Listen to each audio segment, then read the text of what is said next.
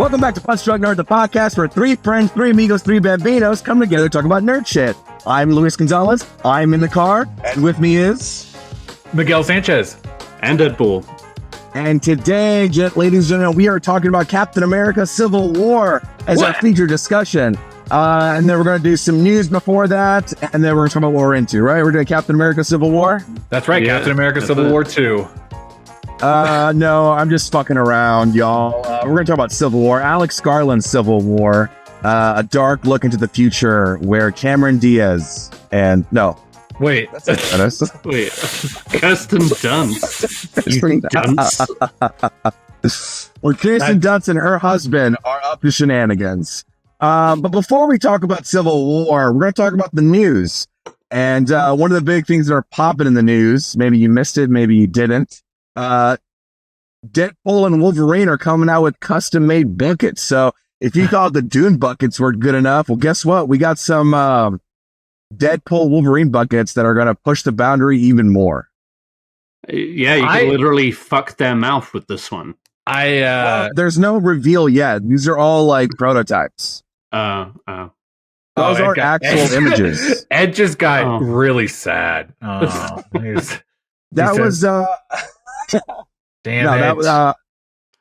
was artist rendition. Popcorn buckets, man, they're so hot right now. You know what I mean?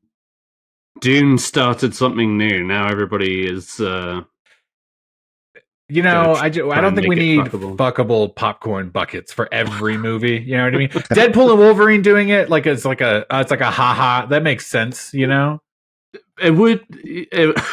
Yeah, I guess it does. It would be interesting to see what different movies do with that. Like, what would be the Civil War bucket? What would be a camera? It would be a camera, like a Nikon camera, and you shove your dick in the lens. And right in the lens. Right. Would it be like a flagpole where you can like use that? Hey, put that flagpole away, partner. You're driving, okay? You know what I'm saying? So we don't know what the Deadpool Wolverine buckets look like. It's going to be something gross. I think Kevin Feige already saw them, and he says they're pretty, quote unquote, lewd. And we'll just stay tuned. You know, when they pop up, you'll see them in our stories. We'll definitely get them. And if there's a collection, I'll get both of them. But that's it about those popcorns. Let's talk about CinemaCon. Wait. I'm sorry, Luis. I don't mean to stomp all over you. Can we talk about one thing that we did see this last week at whatever con they were promoting the Deadpool Wolverine with the cups, the movie cups, and they showed Hugh Jackman in the Wolverine mask on the cup. I didn't see that. Ed, you know what I'm talking about, right? Yeah. I mean, I guess you could say it was Hugh Jackman. I mean, it looked very. It didn't look official, but it was, I don't know. I mean, just like our first bit of news, it just sounds fake. I guess. It does. It did, right? Yeah. So the picture was fake. It's actually going to happen, Ed. The news isn't fake. That picture you saw was fake. Fake news. Okay. So it was fake. If it's not exactly how the bucket is, then it's not. Well, they wanted it's Instagram. It's a visual medium. People need to see something. They couldn't just write the words bucket coming, you know. So let's speculate on the bucket. It could be a bucket coming. It could be also. There you go. Get real meta with it. I want the clip. I want the clip just to be that 4 seconds of Luis saying a bucket coming. Okay, I'm gonna go ahead and mark that for later. All right. Well, anyway, sorry. CinemaCon, cinema. Luis, take it away. CinemaCon, it came out, and there were a lot of reveals. Like they showed a long trailer for Furiosa. They showed 10 minutes or whatever of Gladiator. They showed 30 minutes of Inside Out. I'm not here to talk about movies that we already know are coming out. I want to talk about movies that were announced, and Paramount was one of the big hitters that announced just a shit ton of movies. They are the ones who are like, we got a lot coming. Did you guys see any of them? These announcements? Yeah. Any stuck out to you before I list? Okay, well, fine. So they're coming out with a new. What's up? Go ahead, Miguel. If it's the one, if it's still Paramount, it's the one that I'm like the most excited for. Was this R-rated Paw Patrol 3? R-rated Paw Patrol 3. I'm like, what the fuck are those dogs gonna do this time? Can't wait for the bucket. I hope they fucking eat Ryder because he's an asshole. Whoa! This is PG podcast. Sorry, Okay, my bad. we don't want anybody to eat anything. I saw an R-rated Ronin, the last Ronin. You know what I mean? Is that what it's Ninja called? Turtles. The Ninja Turtles. It's that comic run brought to life. I know they were also talking about some studios making a video game adaptation of that storyline. I want to say I'm here for it. I'm in the middle of reading that right now, and I'm all about this storyline. So I want to see that movie. I've been talking about doing it live action, or I'm pretty sure I read live action, R-rated live action Ronin. That's exciting. Yeah, could be fun. Could be fun. They're taking chances. I like it because they also are doing the sequel for Mutant Mayhem, which will feature Shredder, but they're also going to be able to do this R-rated Ninja Turtle movie, which is they're in like the post-apocalyptic world. Is that what happens? Yeah, and it's all of the turtles have been killed. It's a really great premise. All of the turtles, minus one of them, have been killed. And you start the story not knowing which one is still alive because he has all of the weapons from his dead brothers and he wears like a black mask and everything like that. And it's revealed later like who he is. And I thought, okay, that's a pretty interesting premise. Like I would love to play or watch, you know what I mean? A live action version of this. Yeah. Ninja Turtles -1 Ronin coming soon. Also, Scary Movie is being rebooted. If you're a fan of those scary movies, those are coming back. And in line with that type of comedy, they're also rebooting Naked Gun. So it's really like very interesting. Sticky. Interesting point that you're making here. Both of these being reboots of like kind of famous comedy movies. You know what I mean? Mm-hmm. Particular tone. Yeah, and like regardless of how you feel about how they stretched them out, and you were like, "Oh my god, finish it already" or whatever.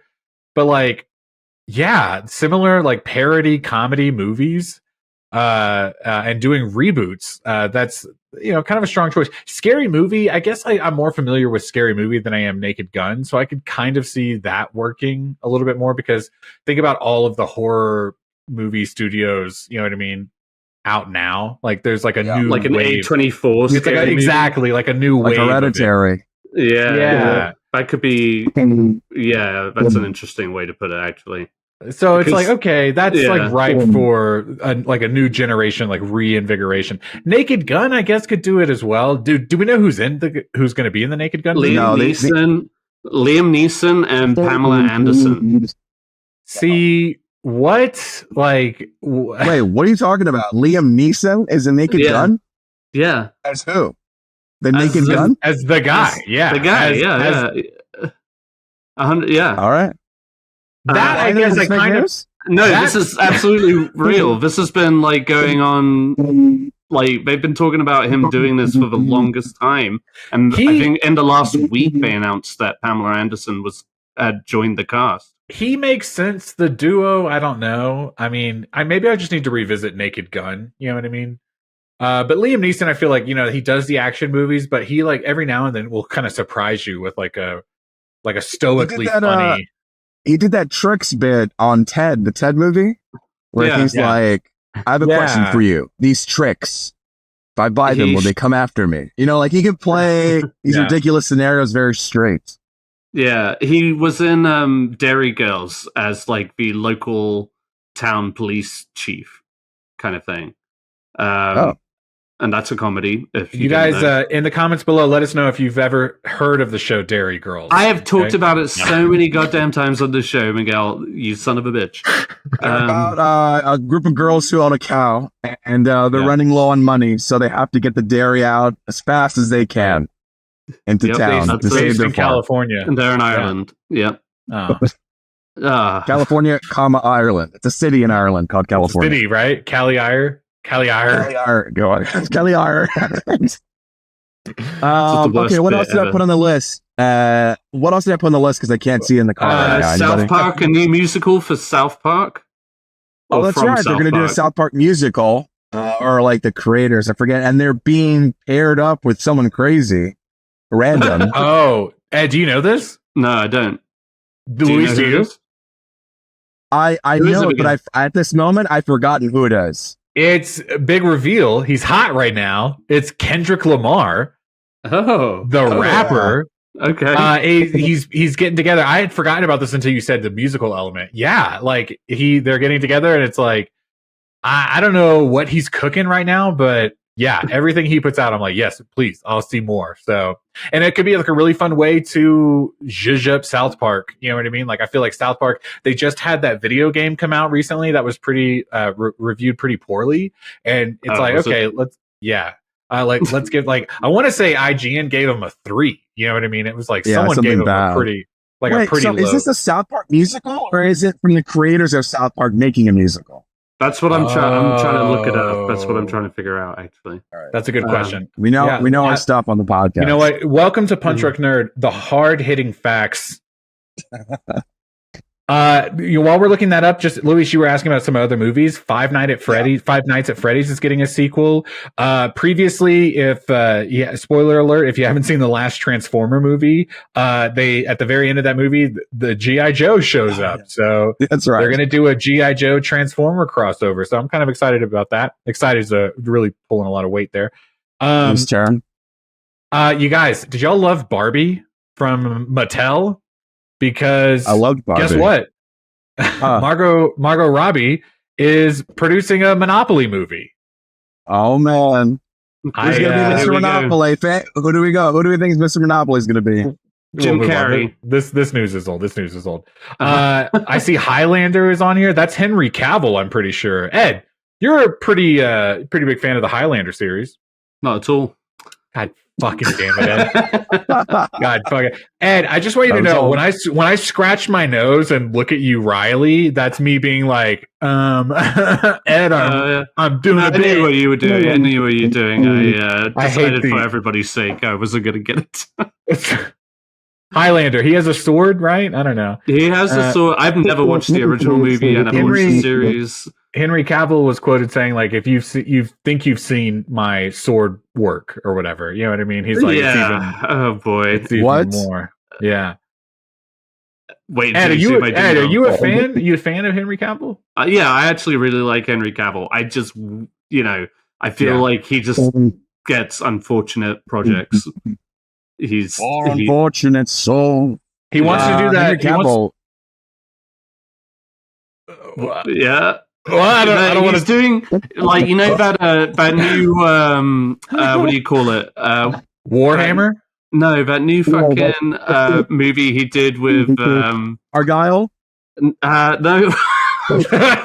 Coming out. It's like the Inglourious Bastards ripoff by fucking Guy Ritchie.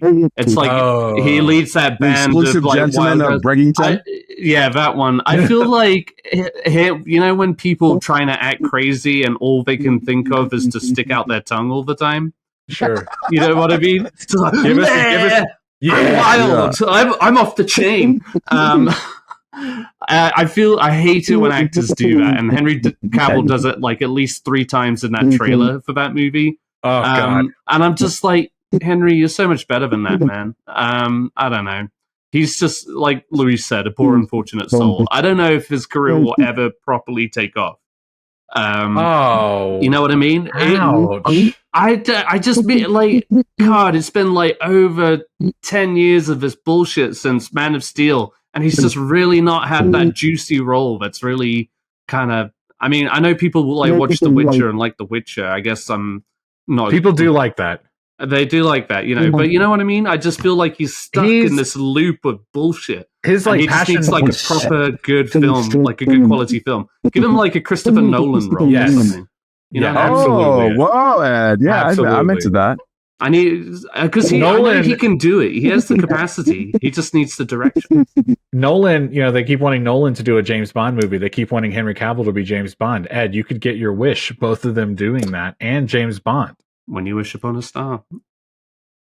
I expected more reaction out of you on that. Oh, these are movies that are coming out soon. One movie you will never see at the light of day is Quentin Tarantino's Movie Critic. Oh, that's right. Apparently, this is some breaking news tonight. Of course, it'll be late by the time our episode airs. But I mean, 45 seconds before we hit record, Quentin Tarantino was like, "I'm not fucking making that movie anymore." What the? Now, you guys remember the whole debacle around The Hateful Eight?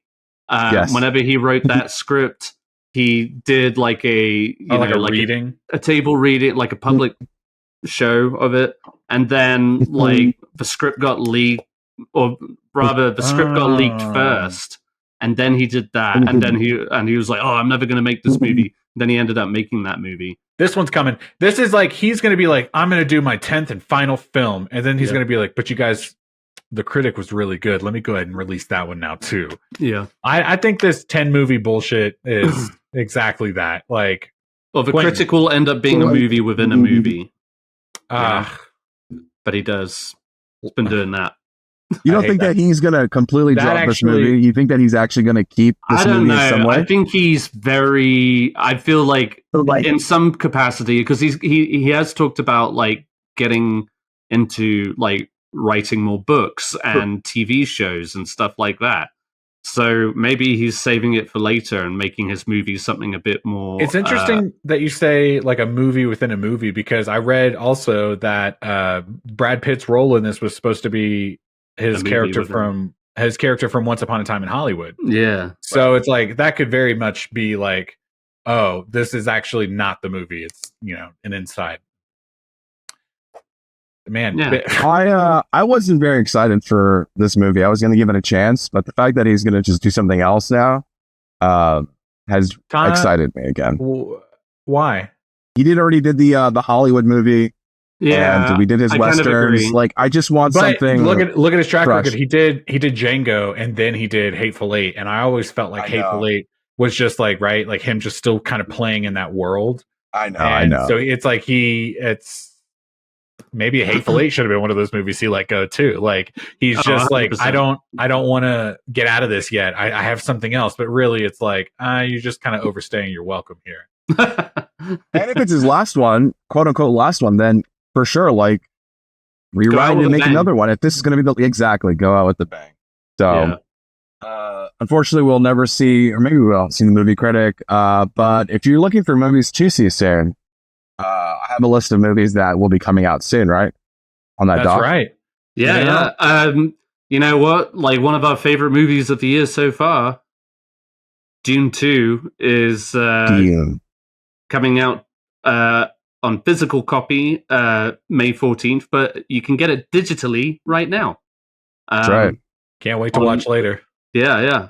And then Monkey Man, which you can see in theaters right now, is going to be out April 23rd on digital release. So I don't know who next week.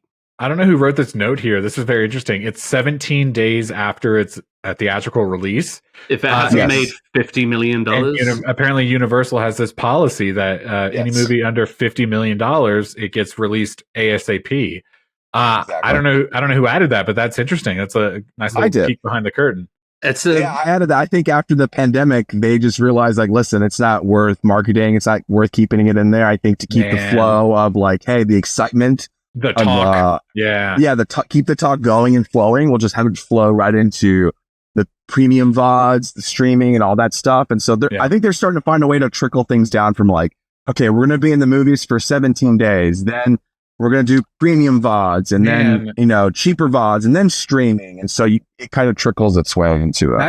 That's kind of wild. I don't mean to go on a tangent, so we can move on if we want, but that's incredible. Like there is a middle ground between like the classic release schedule and then like what happened during COVID, where HBO was releasing the movie the same day in theaters and on their streaming service. Yeah. I think the number 17 is kind of odd, just because it's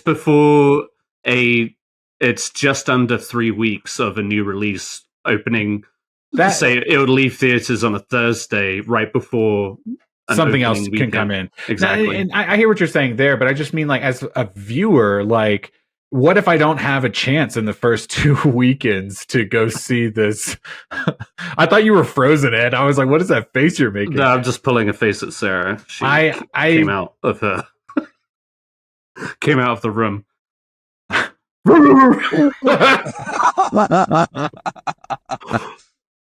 Anyway, sorry.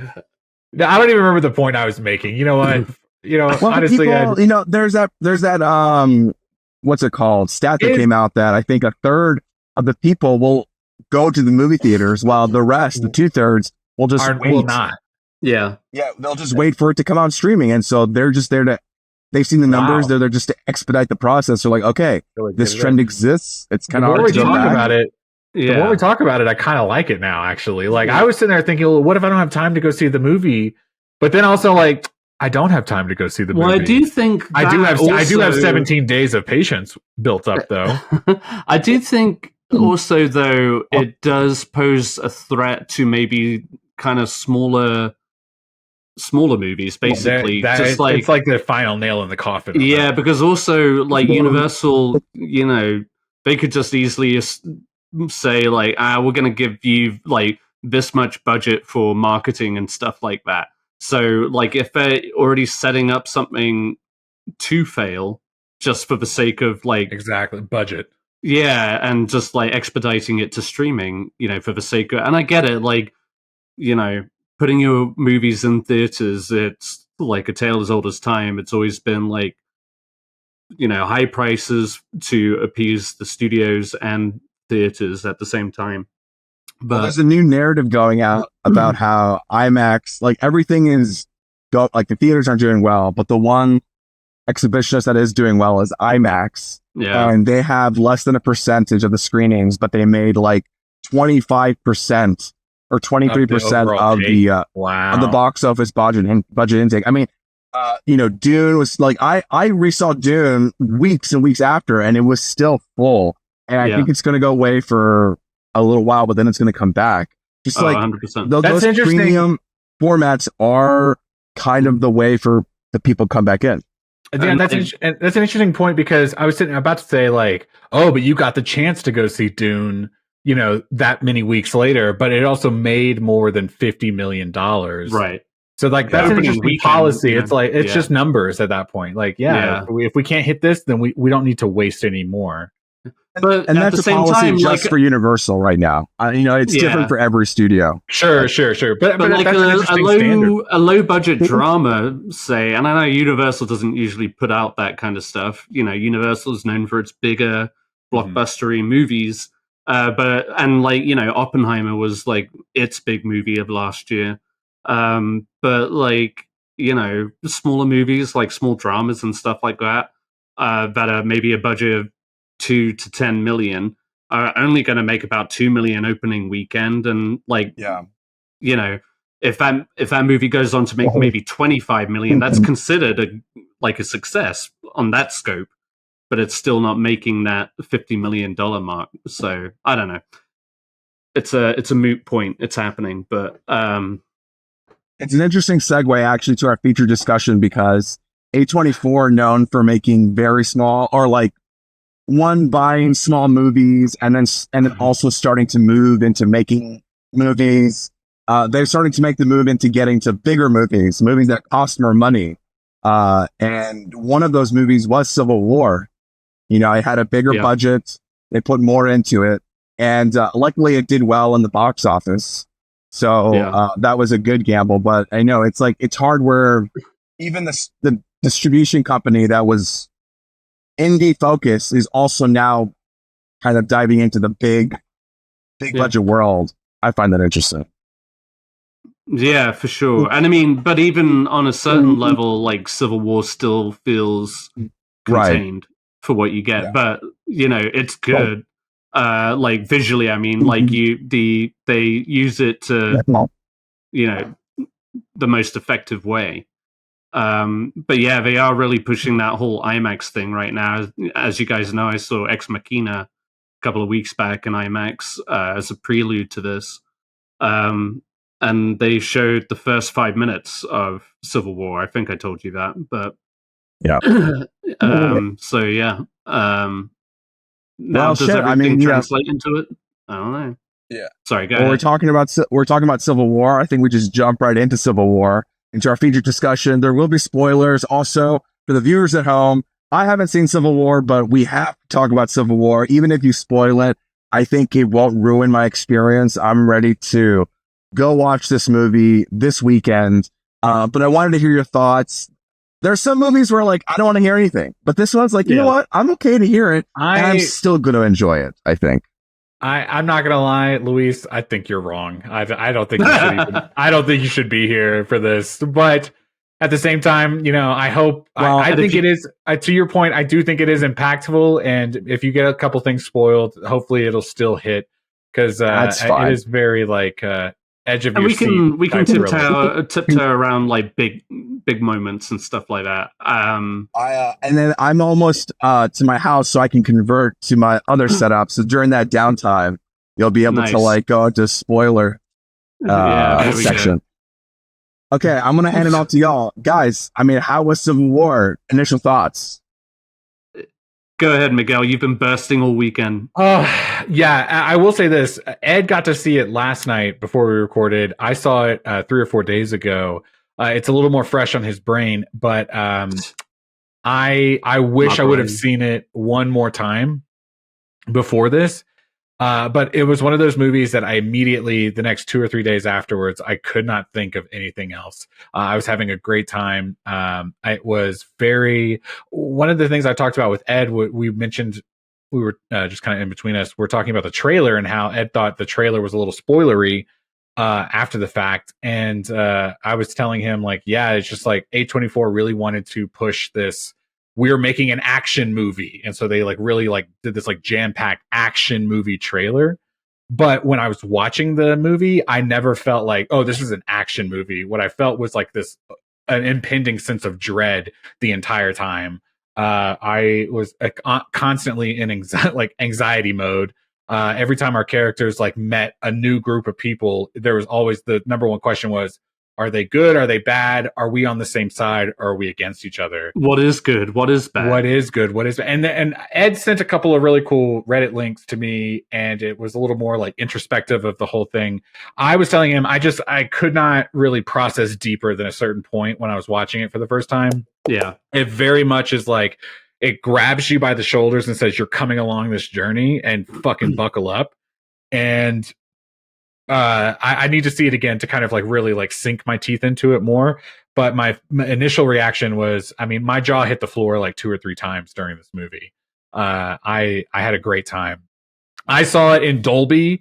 Ed saw it in IMAX. I would say like, anything less, I wouldn't, I really commit to this because the sound really did play a big feature in this movie. Oh, 100%. There was a lot of like, kind of like ear, like drum shattering, what I mean, sound hitting you at different points, and it really kind of shook you into the violence of what was happening. So I'm sorry, I'm rambling, but my ultimate thought was 2 thumbs up. I had a great time during this movie. Yeah, hilarious. It was a riot. In the way that The Bear is a comedy. In the same way The Bear is a comedy, it gives you so much anxiety. Yeah. If you didn't laugh, you would cry. You're like, ha, ha, ha, kill me too. Everybody was looking at me weird because I was laughing so loud. No, yes. So yeah, I got to see it in IMAX. Like Miguel said, I think, unless you have 100% faith in just like a typical 2D screening at your local theater, the IMAX for me was, it gave it so much weight. And like you were saying, Miguel, those moments, the sound editing in this movie is really good. Yeah. The gun, you feel the gunshots and the explosions around you. It really kind of immerses you in the situation without being too oppressive, like Sure. it throws you in the nitty gritty, but it's not so like, intense where you're disoriented. You can see what's going on. Yeah. And the cinematography, it lets you live in it, exactly, without taking you across that line to being like, this is uncomfortable. And true to Alex Garland form, it is very, it is action packed for his level of filmmaking, but it's very meditative too. Like there are a lot of quiet moments and lingering shots, and and even for a short movie, it kind of, not that it ever felt long, but it draws it out and gives you time to breathe at the right moments. But the rest of the time, it is really gripping, very intense, very astute to obviously a lot of things right now, but also very clever in not kind of taking sides. It's very vague in its political. It's very neutral. Very neutral, but also very much just like this is what could genuinely happen. And when you're holding up a mirror to a country like America, where like one of the main rights of the people is to carry your own guns, it does bring around a lot of scary situations that you are like, oh fuck, I have no idea what's happening. And just like a lot of the characters in the movie, there's one scene where they come across this kind of sniper fight. And you can't see the other guy shooting. You don't know why they're shooting at each other. The soldiers who are trying to fire back don't know why they're shooting, but they're shooting at us, so we're going to fire back, and somebody's going to die. That was like one of those really early moments for me where I realized and maybe it's just me, but like I couldn't keep up with like if there was subtle changes in like the uniforms or anything, I didn't catch them. Right. Every time they came across someone in the military, I was like, I don't know what side you're on.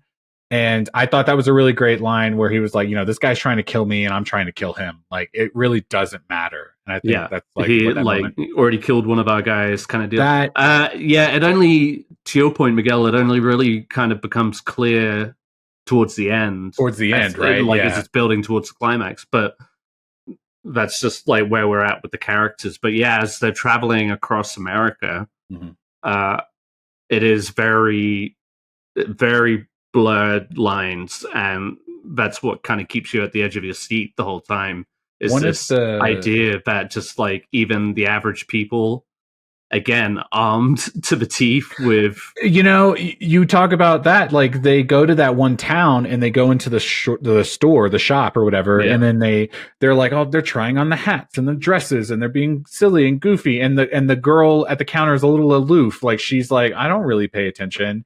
And then like the moment you think like this is like a lull and we kind of breathe for a second, and then like the moment they walk out of that store, the other reporter is like, look up, don't make it obvious, but look up. And then there's like snipers all over the roof. You know what I mean? Because like nobody is at ease. No one. They go to the gas station and they go, I just want to get gas. And they're like, we'll fucking kill you just for being here. You know what I mean? Like exactly. One of the things I took away from this movie in retrospect was this felt like, Saving Private Ryan, which I also watched recently. It's obviously a much bigger movie, a real life war. But the way that they center around that like small ensemble, and every scene is them like coming in contact with like a new character or a new group of characters for like a brief 2-3 minute scene, and then they move on to something else. That's very much what this movie is like for me. It's like there is 3 or 4 main characters, and the world around them colors like everything else, Right. But just like the different temperaments, different mindsets, the different different responses. Even, every engagement, you get something different. Exactly. Yeah. And I really felt that every scene built upon the last. When we finally get to, I don't know about you, Ed, but like obviously everyone's talking about it. That Jesse Plemons scene is really good. Yeah. I hope I'm not the only one in this, but it is amazing. He's there for 5 minutes, and the entire time you're like, oh my God, like I need this to be over because I'm so stressed the entire time. 100%. It was funny. Like, of course, after I got out of the movie, I got home, and the first thing I wanted to do is kind of like catch up on the reviews that I'd been avoiding, and the Reddit thread, obviously the official discussion on there, and the maybe like the first long ass chain of comments is just like basically just talking about Jesse Plemons. And yeah, like you said, he is really only in it for 5 minutes, but like it definitely makes an impression. But it's also one of those things, like he's kind of becoming, this sounds like the wrong term, he's becoming like a meme on the internet, and not in like just a funny way, which is also like you're seeing the haha funny memes, but it's like his whole career has become like the one tagline, you know what I mean? It's like the great Jesse Plemons or whatever. Like he's coming out, and he doesn't matter how long he's there for, he's gonna like show up and show out. Yeah. But everything I've seen of him thus far, including this movie, it's warranted. You know what I mean? The hype is real. He is very good. So he's reliable. He is just fucking reliable. Allegedly, like leading up to last weekend, you know, obviously they're doing the premiere, they're discussing all the ins and outs of the movie, and apparently Kirsten Dunst were like the actor who was originally supposed to play the soldier that Jesse Plemons plays. Yes, backed out. Yeah. And Kirsten Dunst was just like, "Well, Jesse will do it." And I feel tell you what, true or false, man, that's a story that sells a movie. You know what I mean? 100%. But you also believe it just because they're very just kind of humble actors, you know. And I really do want to talk about Kirsten Dunst too, because I thought she was like fantastic in this. 100%. Like she is so effortlessly just good. You know what I mean? So natural. You instantly buy this journalist, this like version of her. Yes, this photographer who is obviously you know, really good at what she does, but she's a little worn for wear, trying to, you know, had the idealism of journalism, being able to spread the word of, you know, just like terrible things happening elsewhere in the world and to avoid bringing it back home. But then obviously here it is. You have this Civil War II in America, and you feel her irritations, her frustrations.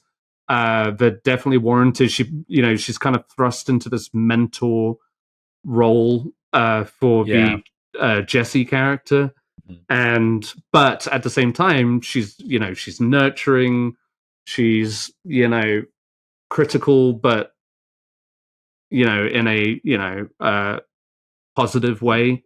And kind of in an understanding way. Like, I've walked these steps before. Like, 100%. I can tell you how to do this. And that transition at the end is clear. It's just like she's seeing her younger self in action again. And we get glimpses of that earlier on after the initial explosion. I don't think it's like a huge spoiler to say, but the movie opens to a kind of suicide bombing.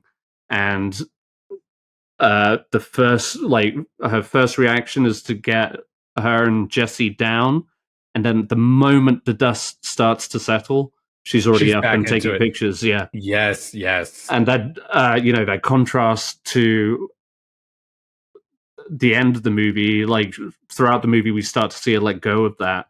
Like, during that sniper battle we were talking about, she's not even trying to get in the shot. She just kind of starts appreciating all this weird beauty in this very kind of grim environment. And man, she's just so good, super underappreciated. Like, she's up there as far as like national treasure as far as I'm concerned. If you think about it, she's been acting for like 30 plus years. You know what I mean? So it's not like she's coming into this role with like trepidation or insecurities. It's like she is showing up. It's like, I know how to play this role today. 100%. No, she's so good. I definitely like this trajectory of her career in the last like 10 years. Like, do you remember when she did Melancholia? You know what I mean? Yeah. I remember I was watching one of her, like, it was like one of those GQ interviews or whatever. And she was like, after Melancholia, like, I started getting offered these types of roles a lot more. And she was being really selective with it. And this is one of those that I could see like, no, this was a good choice. I just really appreciate it. I think the whole cast of the main ensemble was really great. There are some kind of like tropey relationship things that you've seen, the mentors, 100%. Like the whatever, but it works because it just kind of feels natural, and it's like there's a bigger world going on outside of a trope, and you're like, okay, just like it works. It's a useful tool. Yeah, exactly. It is a way to get across these characters in like almost an unfathomable but totally believable situation. You know what I mean?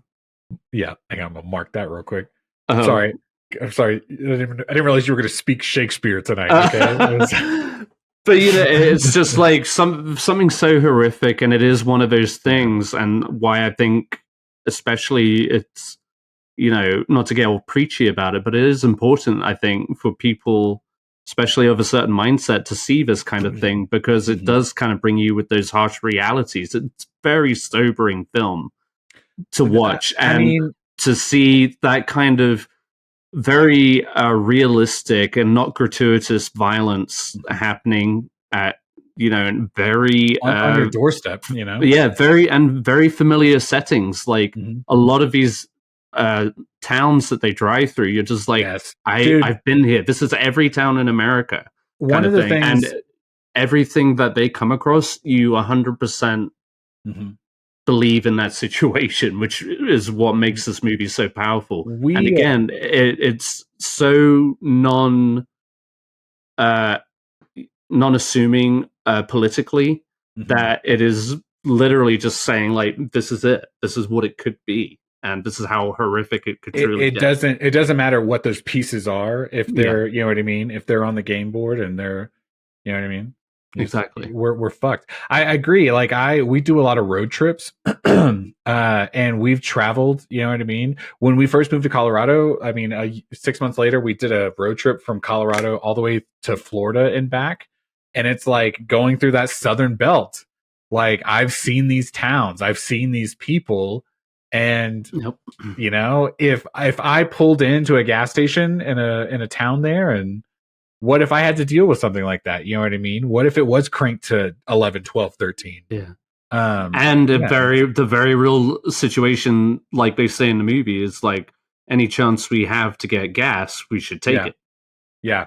Because that's how desperate that situation would be. That was also the first moment in the film that I really appreciated, that they were like, we are going to tell you without showing you what's happening. And, sometimes they choose to be very blatant and in front of the camera, like, this is the violence. And sometimes they would pull back, and it was just like the next, 15 seconds after the fact or whatever. And you're seeing these characters react to something that you're not quite sure what happened yourself. And then it kind of paints this whole picture. But I loved that scene where she was just like, go stand in front of these like bodies that are hanging, right? That they're still alive. Yeah. Go stand in front of them. I want to take your picture. And then, 20 seconds later, the young reporter is having kind of like a panic attack in the car. And I just love that, not everything was blatant, but it was impactful. Yeah.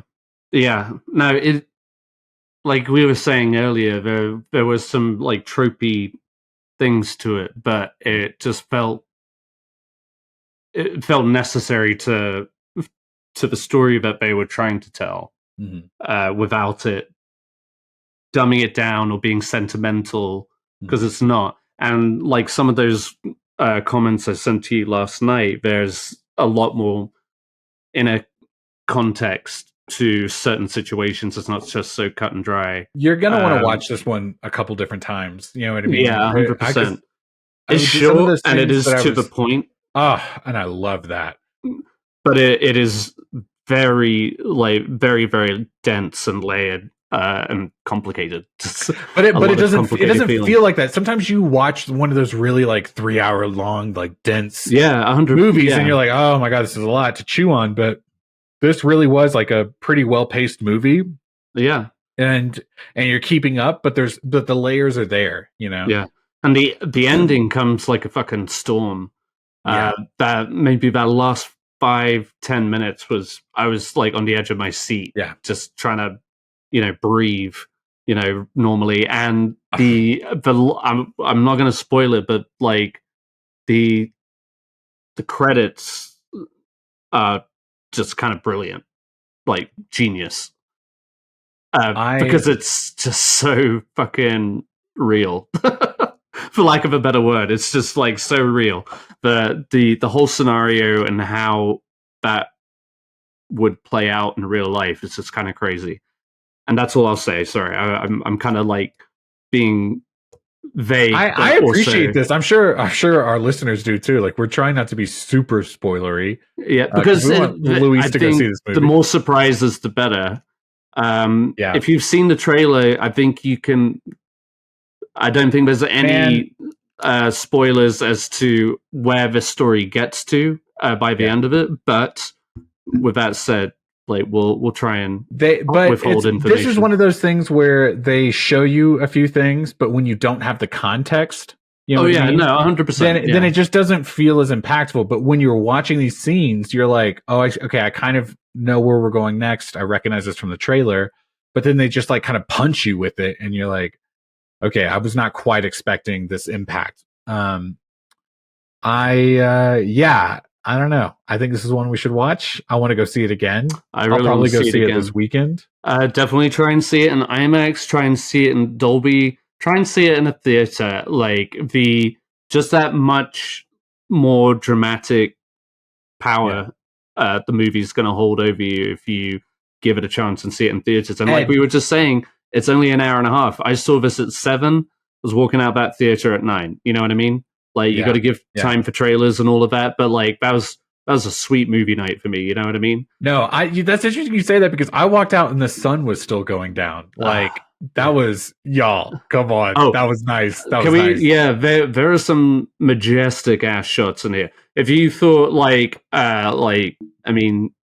of Alex Garland's movies are very beautiful in a way. Like Man is fucking graphic and horrific, but it's also a very beautiful movie.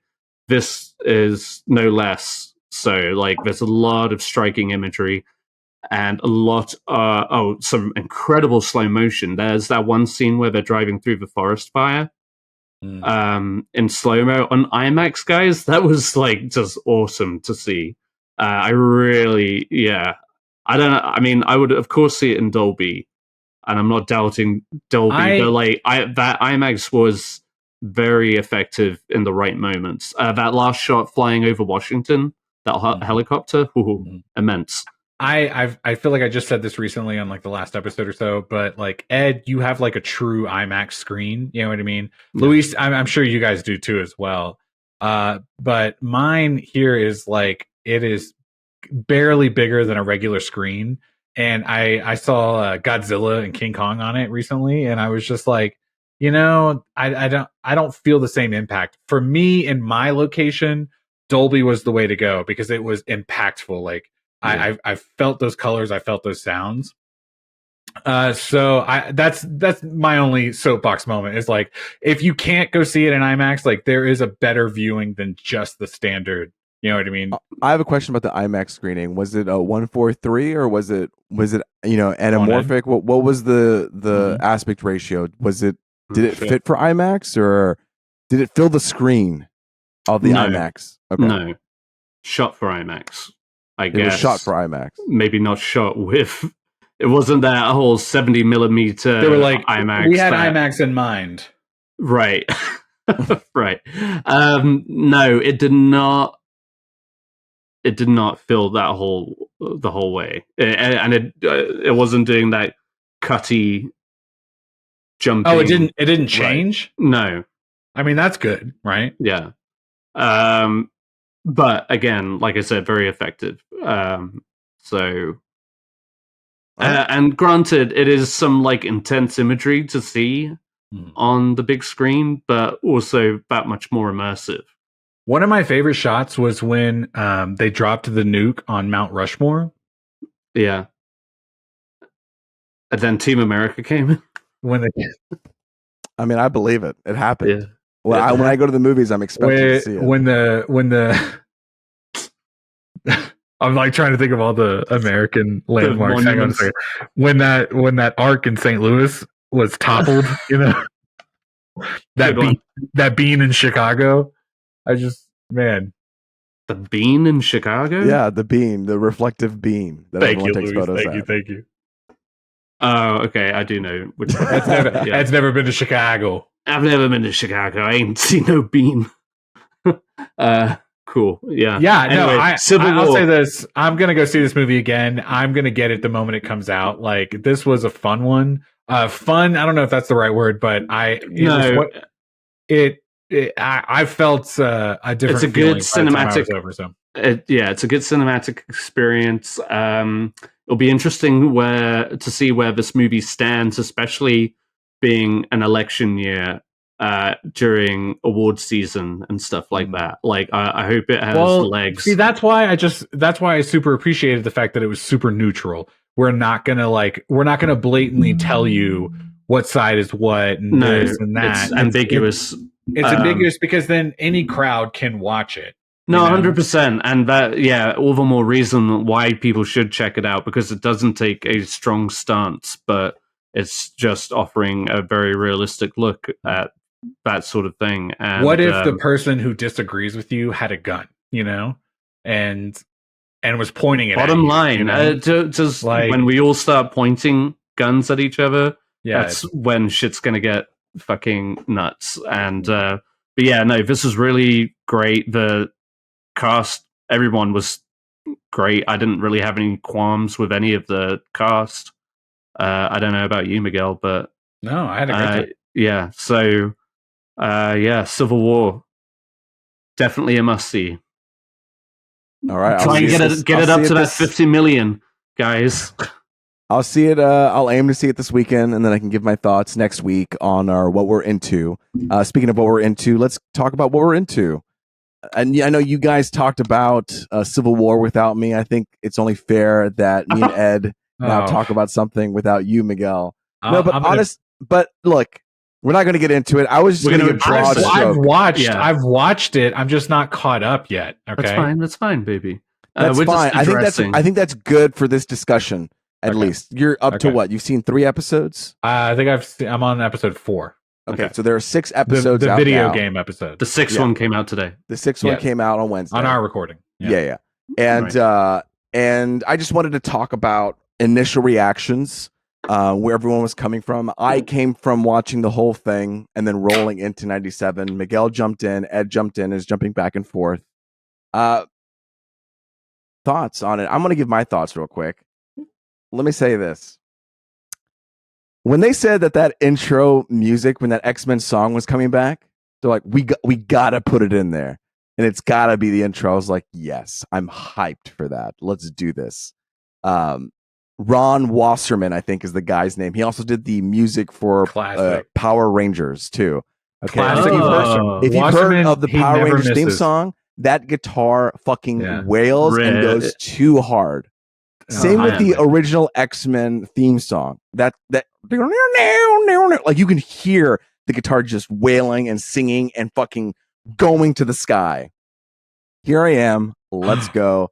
97. No. It plays this theme song that sounds like it's coming from a fucking keyboard. And I'm like, where is the energy? Where is the life? No. This seems so dead to me. Sorry, I was just kind of disappointed by that, especially when they were like, it's going to be the same theme song. And I want that wail. And I didn't get it. I didn't get that guitar just coming in and singing, bringing down the heavens. Outside of that, this show, it took me some time to warm up to it. Yeah. I am, I've watched a couple episodes now and I'm in it. I'm here for it. I think I got locked in around near end of episode 2 to episode 3 is pretty much the place where I'm like, okay, I'm living here now. Yeah. And another thing, I don't like the way that the faces look. I think it looks old and sick. And I think a little bit of these characters look very pale. I'm like, you need to get out in the sun and you look like eye bagged. It's just, I didn't like how it looked. And this is cartoons. You know what I mean? These are compared to what I was compared to the original. Good. What kind of expectations were you going into? Because I've been watching this whole. Well, I watched the originals and they had some like fucking. I know, but now it's also the colors moved at all. Well, that's fine, I guess. The colors just looked like they were stripped out of life. I was like, you got in the sun. I don't know who was the inker on here, but I need a little bit. I got a question real quick. We got little wrinkles in the eyes here. It's like it just looked when they had those zoom ins. It looked like those Ren and Stimpy zoom ins when it's like the warts and stuff. I don't know. Maybe it's just me, but I really tried to like get over it. I'm like, okay, this is fine. Everything else, the wide shots, the animation, the way that they move and flow, I'm all for it. You know what I mean? But I'm just talking about those close-up faces. They just look a little old and sick to me. If we're saying negative things, man, you guys, I don't think X-Men the cartoon show is for me. Okay. Yeah, here we go. Well, we knew that. I was surprised you joined in on 97. I know. Well, I started because last week, the big episode came out, and they were like, the whole internet was talking about it. And I was like, okay, they're 25, 30 minutes long. I'm like, okay, I can watch 3 or 4 of them and get to this big one. And then I got to the 4th one where she's in the video game. Okay. And I was like, okay, man, I need to pause for a minute. Okay, so hold on. I think I know why they did the 4th one that way, because of the 5th one. I think they had to create a buffer for the 5th one, because I agree. And watching the first one, I immediately thought of you, Miguel, and I was like, oh no, he's gonna hate Miguel's not gonna like this at all. Because the first episode, the very first episode, yeah. You know why? Let me tell you why. I was in it until the one line of dialogue, and I want to ask if this was something that was it's just like a tagline from the original show. I think you brought this up already once. But when he fucking says, yes, to me, you brought this up, my X-Men. Yeah, I was like, kill yourself. You know what I mean? You said that last time, and yes, that is a thing he says. That is like a phrase that him and Professor. I had to be like, okay, Miguel, this is not content for you. Like this, don't worry about it. It's okay. You don't like the X-Men? That's fine. This is gonna be. But the thing is I kind of do like the X-Men. I don't know if you do like the X-Men. Maybe I don't though. Maybe I don't actually. But I liked those movies. I just I don't know if this is my genre. I didn't like the what's it called? The original Games version of it. The Jennifer J. Law. Okay, so first, hang on. That's a whole. We don't need to get into it. And you were talking about X-Men 97. Okay, we're going to 97. Oh, yeah, so that was my interpretation. I'm locked in. Miguel's not. Intro music and faces. Miguel, are you gonna try and watch the 5th episode still? Yeah, well, yeah, because it's a big one. But I will say that 4th episode threw me through a little bit of a loop, because I was maybe half paying attention at the beginning. You know what though? It's a very 90s kids Saturday morning cartoon version. This show is very much not of what it was before. This is like a dramatic, more serious tone where, it's not like talking point, go. Like here we're kind of lingering in moments, and we're linger. We'll talk about that movie later. But yeah, I think it really. Oh my god, it's on the list. Yes, it sits with these moments more dramatically, I think, for an adult audience, and that 4th one acts as a buffer and is that 90s vibe. I get that, and more so, I was just I did 3 episodes, and then I started the 4th one. Did you like the 3rd one though? All in one. The second one. The whole baby clone situation, taking the baby. I was very kind of whoa, okay, that's a big deal. You know what I mean? I couldn't imagine sending my son. You know what I mean? My jaw.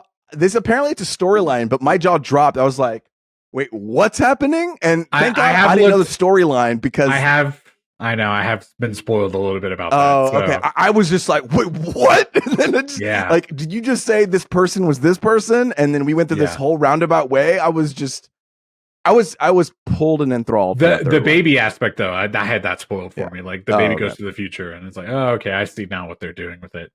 Ed, what do you? I know I rambled on it. What are your? No, you're good. Well, yeah. I mean, I'm a little disappointed to hear that you didn't like the theme, because Luis, let me tell you one thing real quick. How are you watching it? I'm watching it on my 77-inch OLED. Okay, shit. Yeah. Ed, how about Ed, suck this OLED, bitch? Let's. What are you watching on your phone? I got 77 inches in this bitch. You see that old thing back there? That was I'll skip through a fucking intro, but every time that intro comes on, I am tuned in, I think. Stop shaking your head. Can I just get some fucking words out? Sorry. What kind of American are you, Miguel? I just think what kind of mutant are you? I think that they took everything that made the original series so good and have just only, expanded on it. I think that the opening intro is, I wouldn't say embellished, but it's just like, it's tuned up. It feels whatever. soulless compared to the first one. I disagree. I think that guitar wail. I get excitement. It is there though. I feel like. I mean, and obviously now I'm questioning it, but I'm asking. I'm building off a point you're making. Yeah, I'm listening. Did you catch the change? Apparently, Jean Grey, her character design changes after 3 or 4 episodes. Yeah, in the intro. Did you catch that when you were watching it? And maybe did I see that? Because the clone gets revealed, so her like hair changes. It's different. Yeah, gotcha. Into the real Jean Grey. So we might see some more. But yeah, no, I just think the animation is really good. It broadens. I think it does. Yeah, great. This has been a great little suck off section. But I think like they've really like made the action, like really leaned into that action where the theme song starts like clicking on, like every time, especially in the old series, it's like anytime they start fighting, I like that. I feel like, and the fighting is obviously like a little cleaner now. But then so many brilliant, like kind of powerful moments, like at the end of episode 2, when Magneto has the council or the board or whatever, kind of like up in the atmosphere. Oh, that was a good episode. The imagery was incredible, and it just kind of reminded me of all of these storylines that I'm kind of like yearning for in live action. Like the X-Men franchise really petered out towards the end, and with kind of like a silent oomph. Yeah, like you had Dark Phoenix, and then right before that, Apocalypse. Mm-hmm. 2 letdowns following, Days of Future Past, which really worked for a lot of people. But yeah, there's so much. It's just getting me excited about X-Men again, and rewatching the old series too has been really fun. And I mean, God, like every episode, something crazy is going on. Like all of a sudden, we're in like so many fucking characters, so many mutants, and man, that is like otherworldly thing. Yeah, churning and it's burning. A lot to catch up, and it's very camp. And that, like, everybody's wearing these outrageous outfits, and you got to remind yourself, like, it's still set in the 90s. You know what, though? Holy shit! Like the places that it goes on a kids show, you're just like, damn, how did we ever keep up with this? I told you guys like this would be like on Once in a Blue Moon, and I never knew what was going on. 100%. Cool. It was cool to see the characters, but yeah, you didn't know what was going on in the grand scheme of things. Like I don't remember Mr. Sinister. No. I missed like Lady Deathstrike, like that character. I love that kind of relationship with her and Wolverine. Like bring that back, bring that to the movies. I don't know. It's still, I'm you can see I'm that with enjoying it. Morph when he's kind of in the new series. You see him. There's these cameos that he kind of brings up. Like Lady Deathstrike was a character that he brought up. Yeah, at one point. That one episode where Angel shows up, I was like, "Whoa, Angel's here!" And I had to tell myself later, "Oh, wait, that was a whole different person doing that." Like that was more. One of the things I said, I think after Multiverse of Madness is I feel like Marvel is going to take the X-Men cartoon and turn it live action for their X-Men. You know what I mean? And we're seeing that with Wolverine and Deadpool versus Wolverine or whatever. I'm sorry, Deadpool X Wolverine. Deadpool X Wolverine. New Empire. You know what I mean? The fact that Disney is really going hard on this, like, we're going to bring back X-Men 97 and make that a feature. Like, I could see them being like, this is our X-Men of this universe. To me. Because they're talking about doing a movie, right? Yeah. Okay. I assume. I made a joke to Miguel. He was... That's all. I'm so mad. This is one of those shows I was not into it as a kid. I'm trying to watch it now. And I thought I was going to be done with it before you guys. Y'all are already ahead of me. But I'm going to keep watching. They're doing some interesting things. Do we know how many episodes it's going to be? I don't know. Ed, do we? Go ahead. Take it away. I'm pulling it up. Sorry, I'm pulling it up. X-Men 97. They're thinking about doing. They're trying to do Spider-Man, the old animated series. They're trying to bring. There's talk now to bring that back. that I would be into. Okay, like I watched that Spider-Man show when he got those 8 Spider-Man legs. You know what I mean? And he was like, "Oh, yeah. I'm into it, dude. I'm into that." The answer is 10. By the way, 10 episodes. That's too many. That's too many. I Too don't many. think so. We're at the. Can I tell you why? Can I tell you why? This is going to lead into what I'm You don't into. like it? This is what I'm into right now. American Horror Story. Do you guys remember Ryan Murphy, the creator of this show? He also did like a spin-off American Crime Story. Do you guys remember this? Yeah. I don't know if you heard about. Have you heard about this? O.J. Simpson died. You guys, I learned that through a meme. That's how I found out. Died? Yes. Yeah. Luis, I just I know you have Apple News. Okay, like I actually canceled my subscription with Apple News. Please use it. Please, I canceled my subscription. Please. It was on Instagram. It was a shot of the car being chased by the police. Yeah, with and like the a meme was hearse like, or "I whatever. hope the funeral procession's like this." And I'm like, "Wait, what funeral? Oh." And that's how I learned. Oh man. I will say this. I am watching American Crime Story. I've seen this show before. I'm rewatching the OJ season. Mm-hmm. This is a season that is 10 episodes long. I think it could totally be done in like 8. You know what I mean? I was surprised at how long episode 2 was. Episode 2 was just the Bronco chase, which I understand is a big moment. That's a big but it moment. was like, I feel like we could have streamlined this a little bit. You know the Bronco what I mean? chase should have been its own episode, though. Well, no, it was. That's what I'm saying.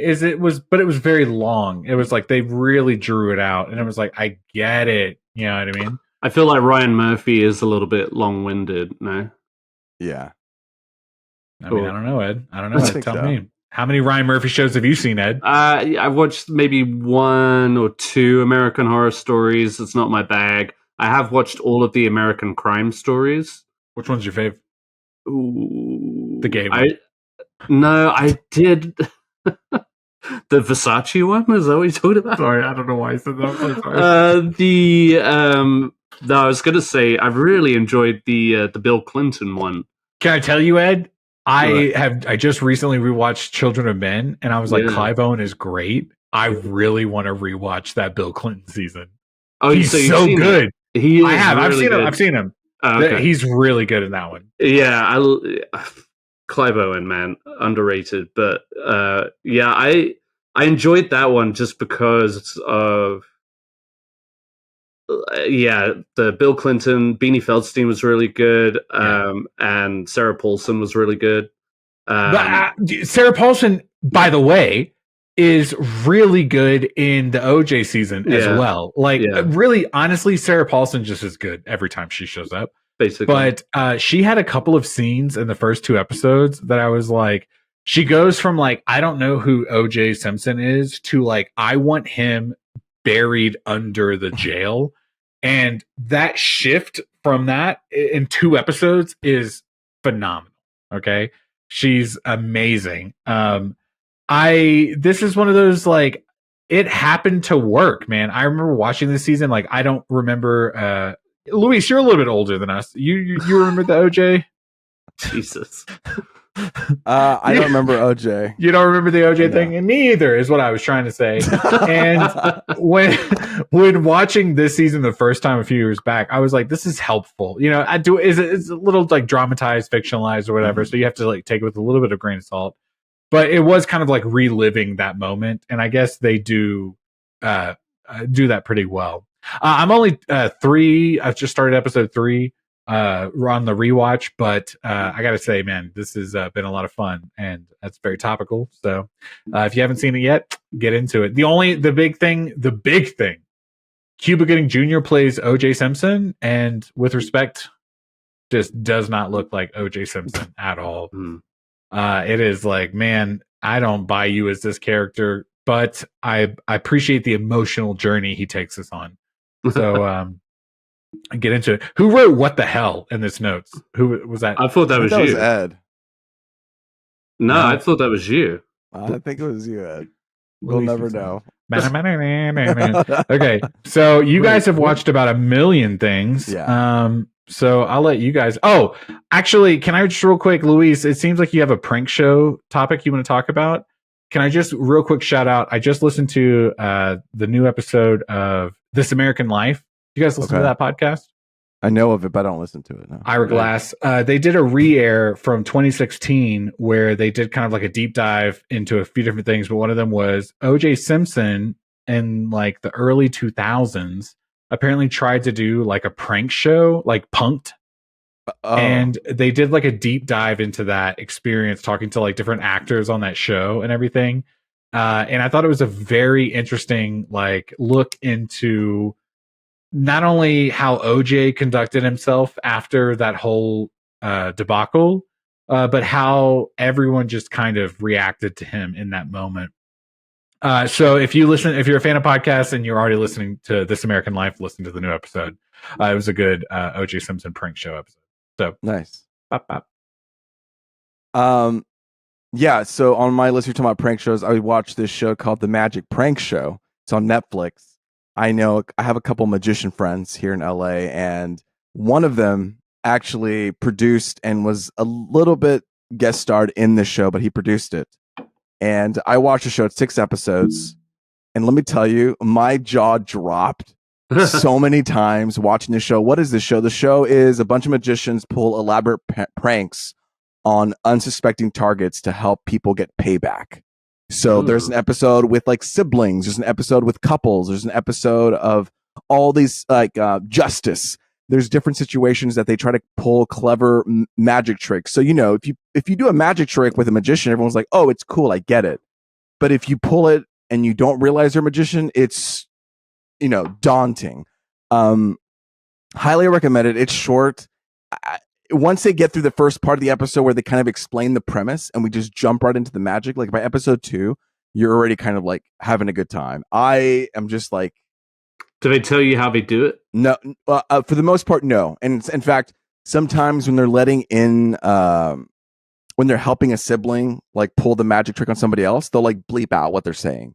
You know, you'll see like kind of B-roll of them kind of showing, but it'll be bleeped out. For the most part, they maybe show how they do it once or twice, but they pull off a lot of tricks, and it's very impressive. So if you're kind of into magic, I would check out this show. It's very fun, and I dig it. So I just wanted to promote. You said that's on Netflix? Yeah. Oh, cool. Yeah, get through the exposition, and then it's a fun time. Ed, if you're not on Netflix, maybe like me, you're hopping on YouTube and you're watching some pretty fun videos. No, I'm on Netflix. Wait, what? I just wanted the listeners to know. Denying him was the bit. I thought this has become your bit to deny it, but no, you really didn't know. The way I want to set myself on fucking fire. Okay. What? Sorry. Do it again. You know, this great Netflix show. I don't know about you, Ed, but sometimes like I'm hopping between apps on my smart TV. I'm on Netflix. One of the other apps, I'm on YouTube a lot. I've seen a lot of really great clips on YouTube. Some really great, like, hot clips. Oh, okay. Well, the funny thing about that is, yeah, okay. So I've been watching,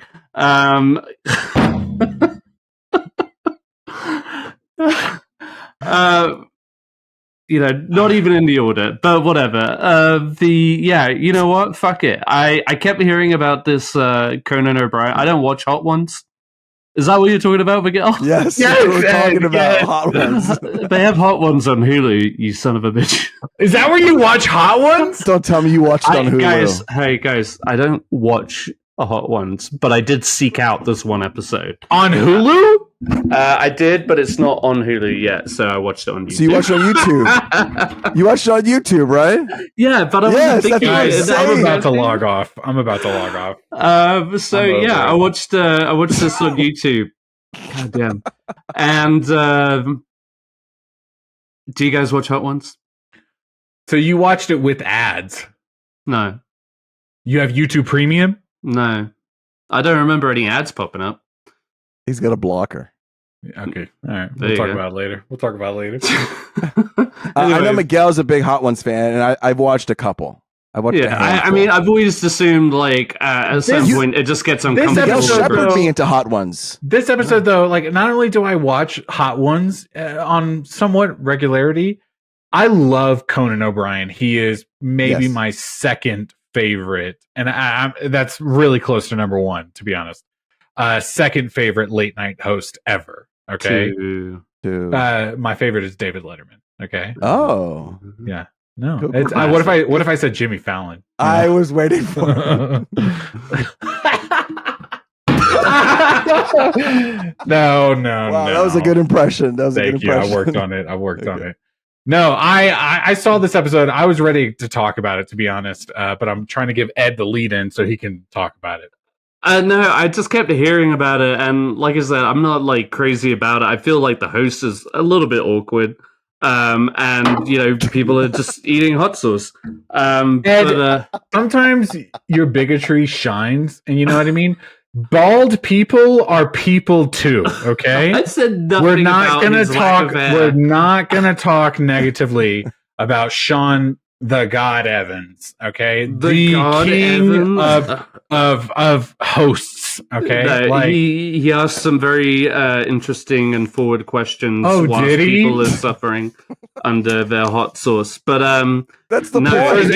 He was not ready for Conan O'Brien, and I'm sorry. Your credit, like Conan O'Brien was fucking great. Like, yeah. Because of all people, Conan is gonna he's done it for so long. Yeah. Conan is gonna show up and he's gonna be Conan. But he's also going to be Conan kind of respectfully within the boundaries of the show. You know what I mean? Like he understood what Hot Ones was and he took it to that limit. But I don't think Conan was ever like, you know what I mean? This over thing the show sucks. Yeah. No, he knew how to play. And he gave them a unique episode.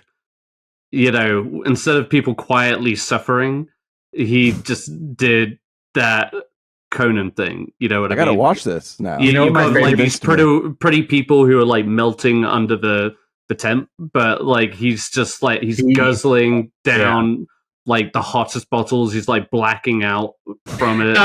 The way that Steve-O from Jackass was when he came on Hot Ones, you know what I mean? Steve-O opened his eyelids and the hot sauce in his eyes, but Conan was like, I'm gonna fucking eat the wings. But he committed to a bit, and that was like what Conan does. Yeah.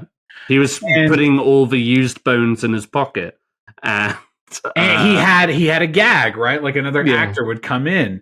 Like Conan knows how to kind of own a show, but never does more than what is either expected or deserved. You know what I mean? Mm-hmm. I love Conan O'Brien. Okay, I will talk about this for hours. I thought this was a great episode. It was a lot of fun. And we're not going to sit here. We're not going to sit here and act like, we're just discovering Sean Evans. Sean Evans is on Hot Ones for a reason. Like he is one of the greatest hosts ever because he understands, like on paper, who the guest is. He understands what questions to ask. He asks like a question that goes like kind of like 3 or 4 syllables too far. You're like, wow, you're still talking. But if you catch up to him, all of a sudden he's asking like a super well-rounded question. He's very astute, like you say, to the person he's interviewing. Like I appreciate that. It's just it's almost just, I don't know. I guess maybe because his questions are so specific and elaborate that it just while you're eating the hottest wing ever, right? Yeah, exactly. And he just has this kind of like psychotic, neutral smile on his face the whole time. Sean Evans 100% has killed a person, absolutely, and sparked joy in his eyes, absolutely. And it's But you used to live 20 minutes ago. Now, before that happened. Tell me.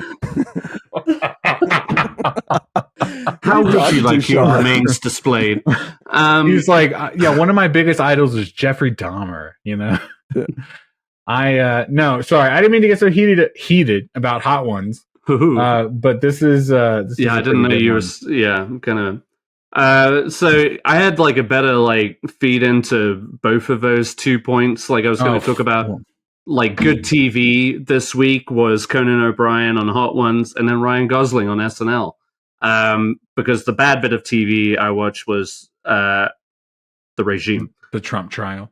Oh. Is that being televised? No, the Regime, that Kate Winslet Max show. You spoke highly of it the first episode.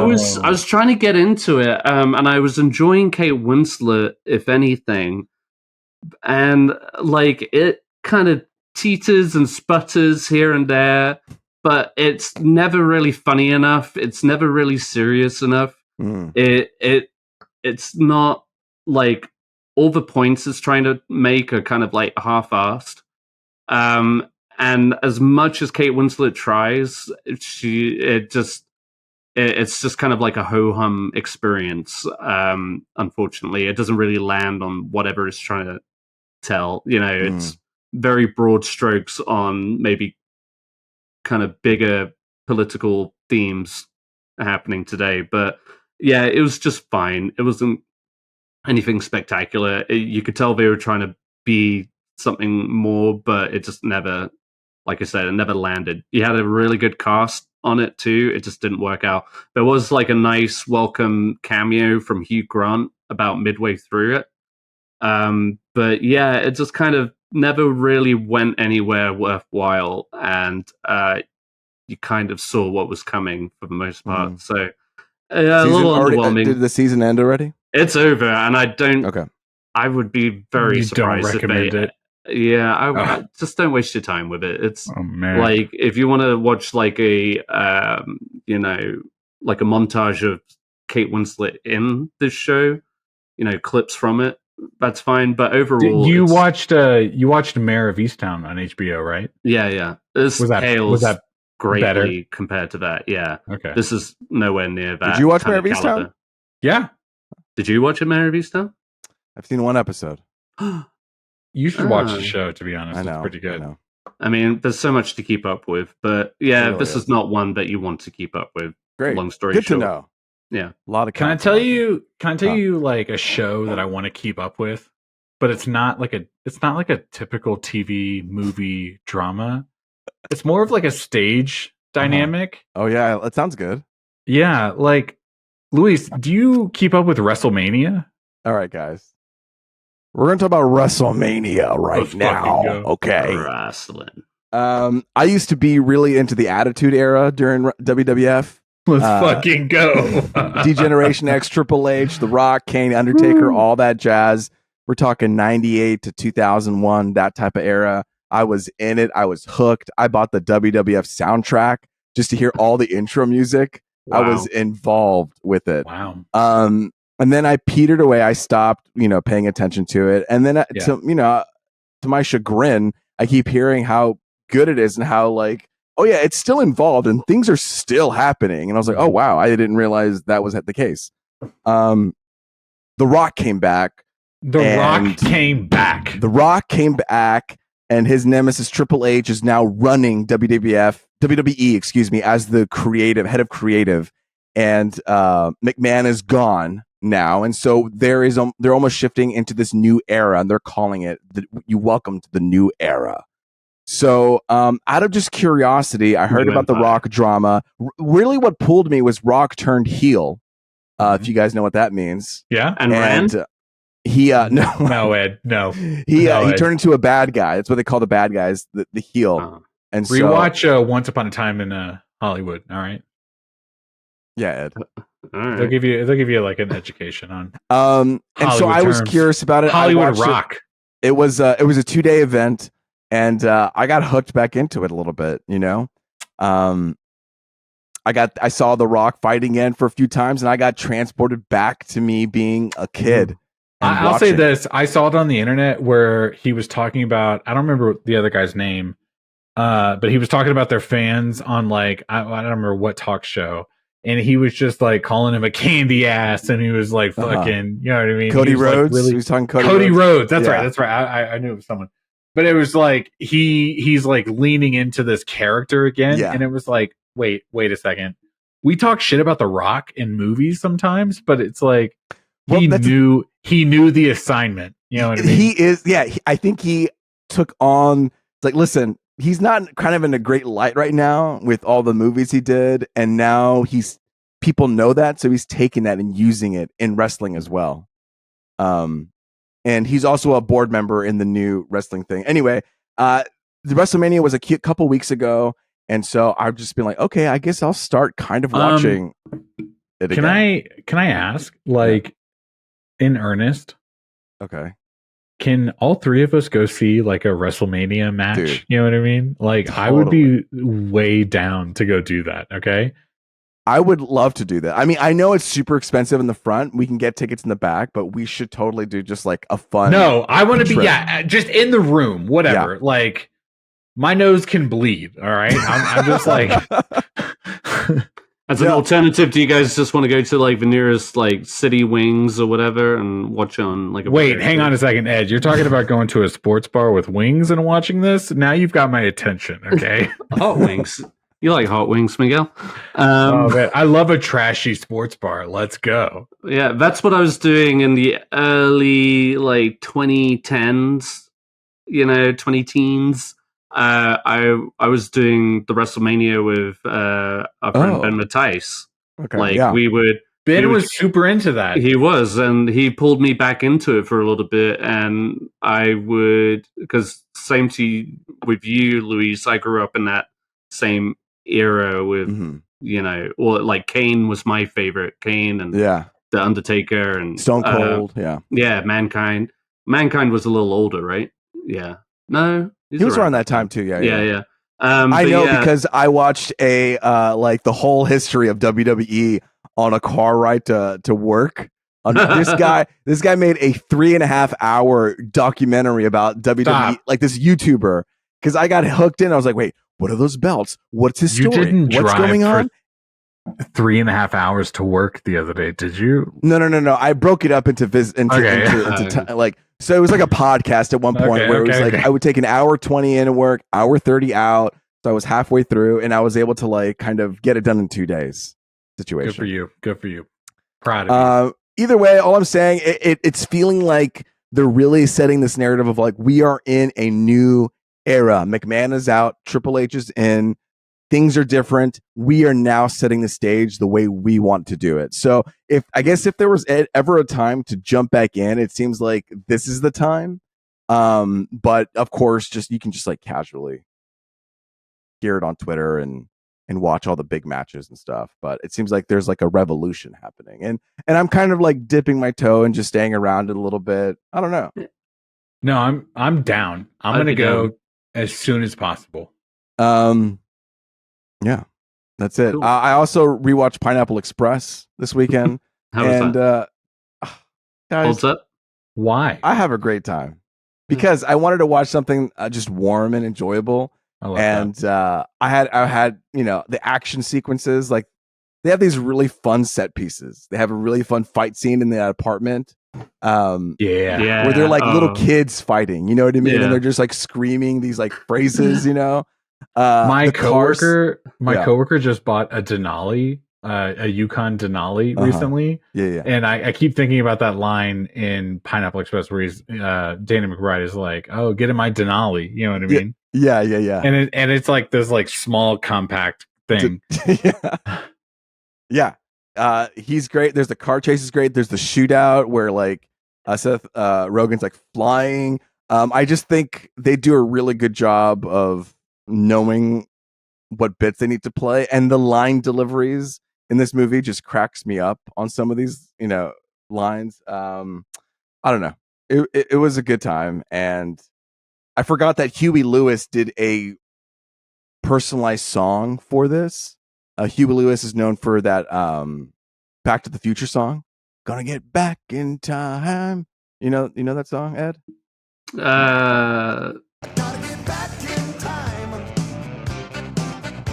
Okay, well, whatever. Maybe other people know that song from Back to the Future. It's a very famous person, Huey Lewis. They were able to get Huey Lewis to do a Pineapple Express song, and I thought that was cool.